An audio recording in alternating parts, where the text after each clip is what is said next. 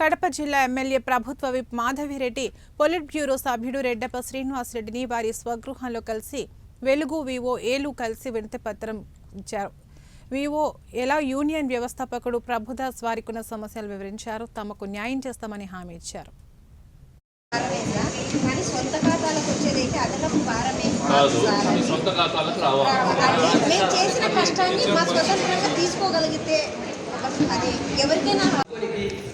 వీటన్నిటిపైన మనం చర్చించుకోనికి వచ్చాం. ఇక్కడికి అందరికీ నోరు ఉన్నాయి, అందరూ కూడా వాగ్దానం, దానికి విలువ ఉంటుంది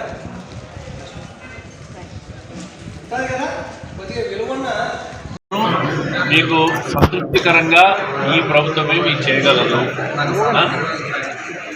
అవి గుర్తుపెట్టుకోండి. తప్పకుండా మీకు ఏం కావాలో అవన్నీ కూడా ఎంత తొందరగా వీళ్ళే తొందరగా చేస్తాం.